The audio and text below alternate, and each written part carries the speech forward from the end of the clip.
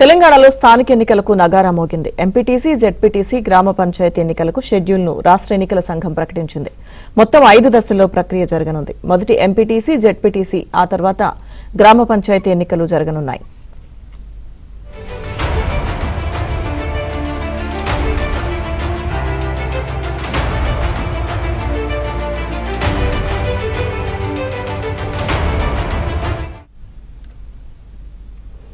ముప్పై ఒక్క జిల్లాల్లోని 565 మండలాల్లో ఎన్నికలు నిర్వహించనున్నారు. 5749 ఎంపీటీసీ, 565 జెడ్పీటీసీ స్థానాలకు ఎన్నికలు జరుగుతాయి.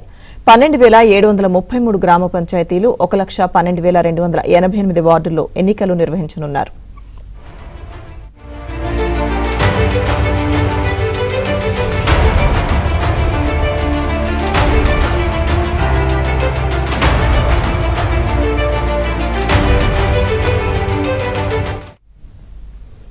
అక్టోబర్ 9 నుంచి ఎంపీటీసీ, జెడ్పీటీసీ స్థానాలకు నామినేషన్లు స్వీకరించనున్నారు.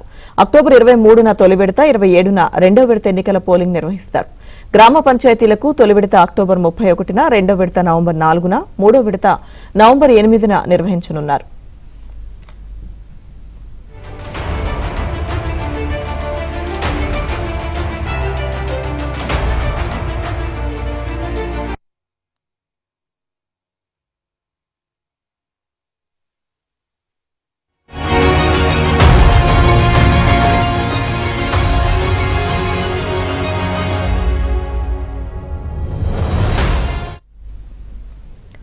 పోలింగ్ పూర్తయిన తర్వాత అదే రోజు గ్రామ పంచాయతీల ఓట్ల లెక్కింపు చేపట్టనున్నారు. నవంబర్ 11న ఎంపీటీసీ, జెడ్పీటీసీ ఓట్ల లెక్కింపు జరుగుతుంది. రాష్ట్ర ఎన్నికల సంఘం ప్రకటనతో తెలంగాణలో ఎలక్షన్ కోడ్ అమల్లోకి వచ్చింది. అక్టోబర్ 9వ తేదీన ఎన్నికల ప్రక్రియ ప్రారంభమై నవంబర్ 11వ తేదీన ముగియనుంది.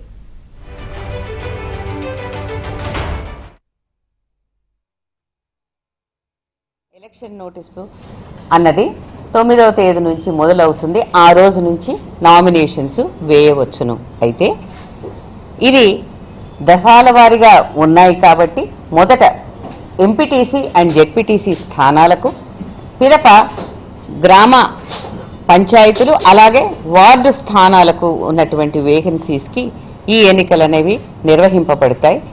వాస్తవంగా ఇవి 2 ఫేజులు, అవి 3 ఫేజులు కలుపుకుంటే 5 దఫాలుగా ఈ ఎలక్షన్ ఉంటుంది. ఒక్కొక్క ఫేజు 15 రోజుల్లో ముగుస్తుంది. అనగా 9వ రోజున నామినేషన్కి ఎలక్షన్ నోటీస్ ఇచ్చింది. మీకు డేట్ ఆఫ్ పోల్ 23గా చూడవచ్చును.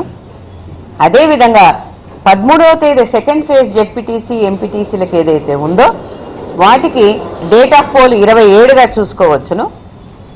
గ్రామ పంచాయతీలకు వచ్చేస్తే ఫస్ట్ ఫేజు 17th ఫ్రైడే రోజున మొదలు పెడితే వారికి డేట్ ఆఫ్ పోలు 31వ తేదీ, అదే రోజున మీకు అందరికీ తెలుసు రిజల్ట్స్ కూడా డిక్లేర్ అవుతాయి.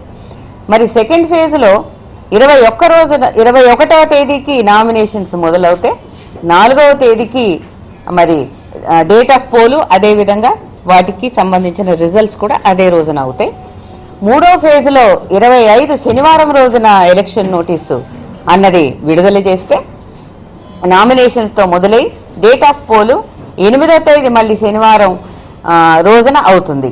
ఇవన్నీ ముగిసిన పిదప 11వ తేదీన ఎంపీటీసీ అండ్ జెడ్పీటీసీ కౌంటింగ్ అనేది ముగుస్తుంది. కాబట్టి దీన్ని బట్టి ఈ 5 దఫాలని 9వ తేదీ అక్టోబర్న మొదలుపెట్టి 11వ తేదీ నవంబర్కి ఇవి ముగియడం అన్నది ఈ యొక్క టైం షెడ్యూల్లో మీరు చూడవచ్చును.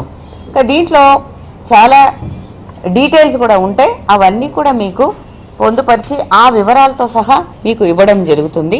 ఈ మొత్తం టైం షెడ్యూల్ని గెజెట్ ద్వారా కూడా మొత్తం అన్ని జిల్లాలకు, అన్ని డిస్ట్రిక్ట్ ఎలక్షన్ అథారిటీస్కి కూడా మేము ఇవ్వడం జరుగుతుంది. ఈరోజు ఈ అనౌన్స్మెంట్కు ఈ క్షణం నుంచే ఎంసీసీ కోడ్ అన్నది మాత్రం వస్తుంది.